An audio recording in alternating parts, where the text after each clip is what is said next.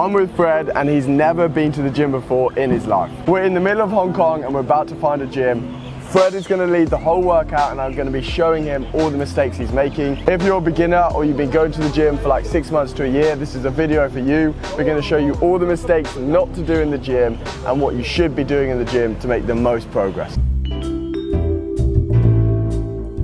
So we just got to the gym in Hong Kong. As I said, Fred's going to lead the workout. What exercise do you want to start on, Fred? Maybe some bicep or tricep curls. So they're actually good exercises, but this is the first thing, guys, that everyone forgets.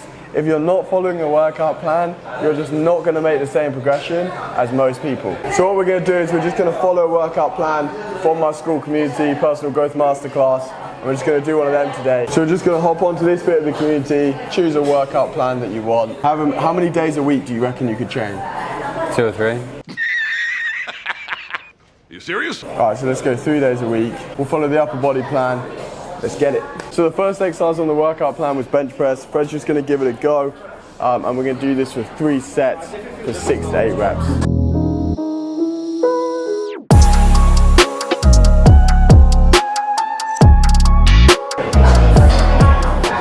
Okay, do you want to re-rack it? I'll show you what to do.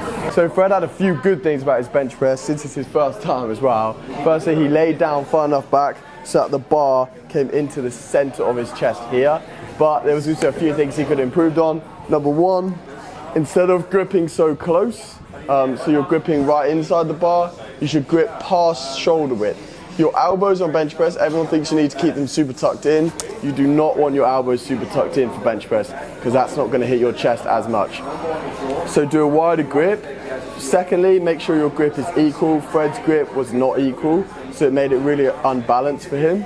And then when you're re-racking, pull your shoulder blades back. Keep your legs behind your knees. So loads of people have their legs like out here.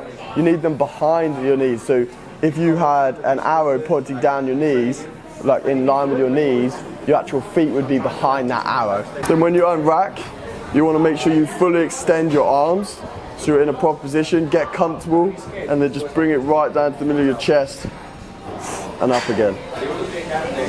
Breathe in on the way down, exhale on the way up. And you want a slow movement down, a fast movement up. Fred was kind of wobbling down and also wobbling up. Do you want to give it another go? Yeah, let's do it. This is much better. You see he's got his feet behind his knees this time, so he's much more stable. The bar is going slightly too low, so just bring it into your chest, into your sternum. Yeah, that's perfect. And then his grip is slightly wider. I'd say for Fred right now it's slightly too wide, which makes it almost difficult for him in a way, but at least it's a better grip than super narrow where he's super unstable. And then his position on the bench is perfect. So other than the fact that his grip is slightly too wide, this is a perfect bench. Just to show you the form one more time, you're sitting, feet behind your knees, go down, pull yourself back a little bit, get a wide grip, but not so wide that your hands are anywhere near the edge of the rack. Pull in your shoulder blades up, down towards your sternum, the middle of your chest, and then back up. And that's how you do the bench press.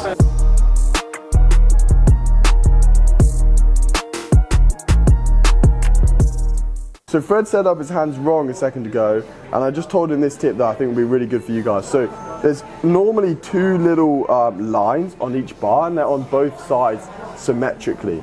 And a really good thing is when you're setting up your hands, is like Fred's done, is actually use them to see where your hand should be, because if one hand is slightly further in, put this hand slightly further in, and then the other hand slightly outwards, you're going to be hitting one part of the chest differently to the other part. So you need to have your hands equally, so reset them up equally, Fred.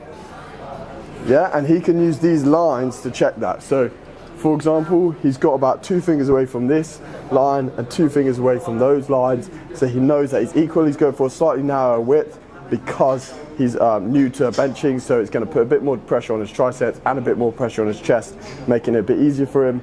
And yeah, so it's just a perfect setup. So it's a really good tip. Make sure to use these things to check your placing on the bar. The second thing that Fred's got wrong, that he doesn't even know, is he's got no water in his bottle. I don't need it. When you're working out, you need to be constantly drinking water. That's going to allow all the oxygen and everything to be pumped through your blood. I don't need it. and that is going to allow you to have a way better workout. Definitely don't need it. If you're not drinking enough water, your pumps are going to be worse and your progress is going to be worse. You're just not going to be able to put in as much effort into your workout. So yeah, drink more water. That's tip number 2, Fred. I need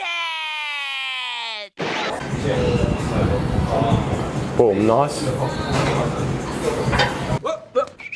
This is a perfect example of another tip that applies to any machine sort of exercise. So leg extension, shoulder press, chest press, anything that uses a machine and isn't a free weight, this tip applies to. So basically what you don't want to do is you don't want to press up and then come all the way back down where you're in a resting position. So when Fred first did it, he went up, he came down, he literally got to this point where there's no tension on anything. The weight's re-racked within the machine, and that means there's no tension on his muscles. As soon as you hit that point, then basically nothing is happening and you've lost the tension.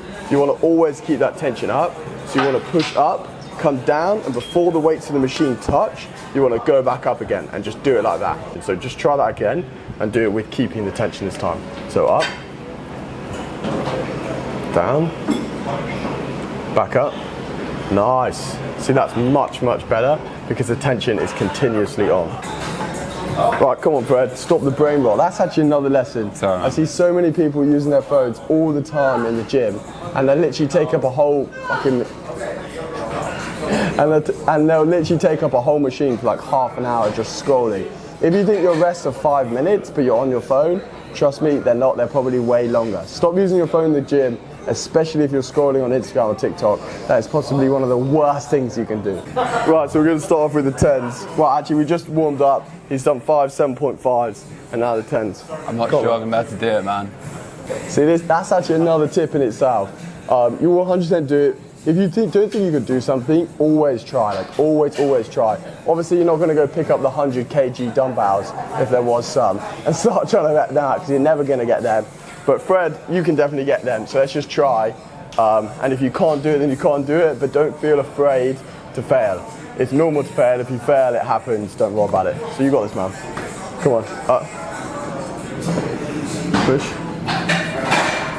Nice. Back down. And push again. See? Easy.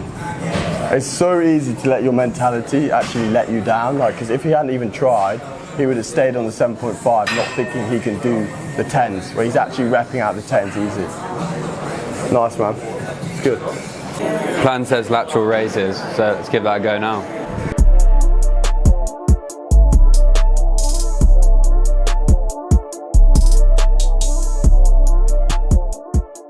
So really quickly, first 2 things he did do, he kept his posture really nice and straight, which I really like. So you can do a bit of a technique where you lean forward a little bit and you're more like this at a slight angle.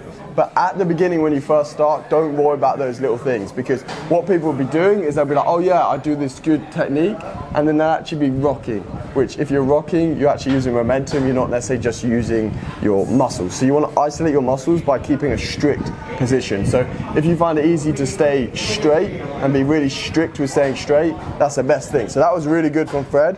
One thing he got wrong is he got slightly too heavy a weight, but I'm happy for him to do that and then go down in weight. That's actually really okay, because now I think he's realised he's done a weight that's too heavy. Because the weight was too heavy, he wasn't actually slowing down the pace. He was going up, just about getting there and going back down. It applies to a lot of free weight exercises like lateral raises like we're doing now, but it applies to stuff like bicep curls as well, and even rows and all those sort of movements.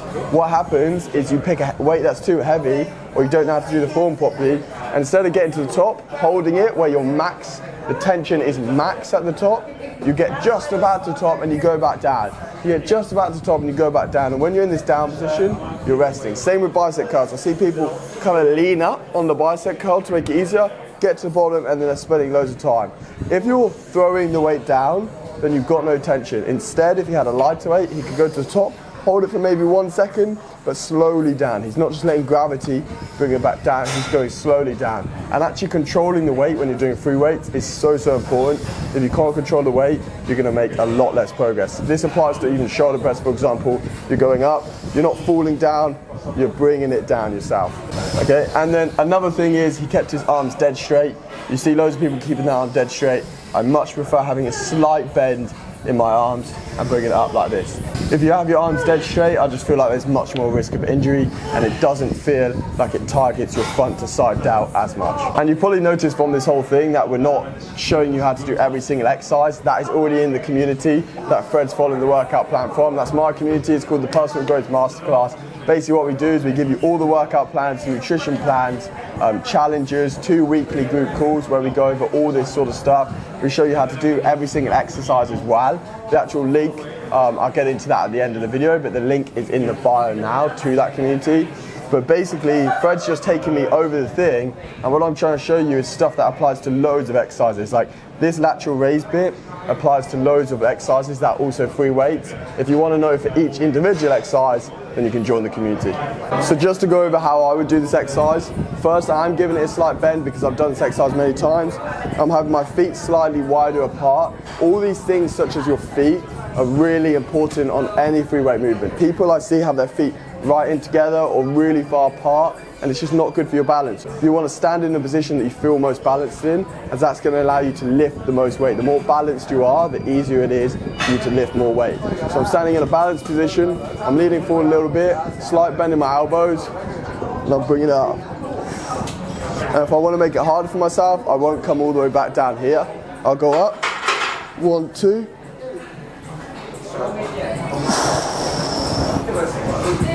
Just like that, basically. We're just about to get some post-gym food in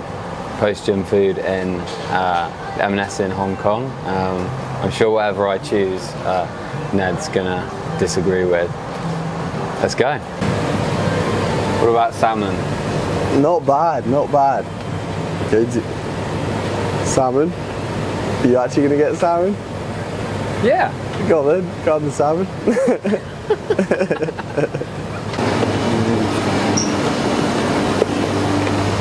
Where are you going, Fred?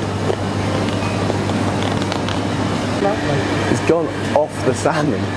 Well, No, I'm thinking of a meal here. I'm thinking of a meal. Okay. What's he getting? Chicken. Chicken arrabbiata. Nice, mate. Is that the only thing, or? Spicy marinated British chicken. Where are you taking us? What are you at?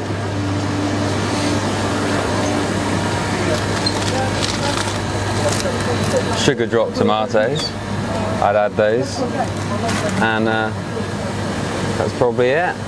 So pizza's not a bad option. Let's check the amount of protein on this thing. You've probably got about 20-30 grams of protein there, which is quite a lot.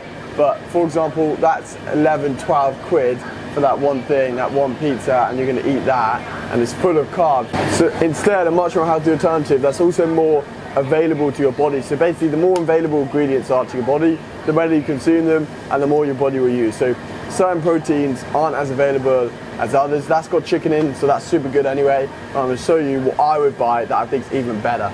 So firstly, I'd start off with the organic Greek style yogurt. That would be my first thing. I'm going to grab this. I'd then get some mixed nuts. If there's no mixed nuts, I'd get some cashew and walnuts. There they are. And then basically what I'm going to do is I'm going to put this Greek yogurt with nuts, fruit, porridge and chia seeds all in a bowl. Super high protein, super good carbs to keep you going for the rest of your day, especially if you work out in the morning, and it's going to make you feel really good.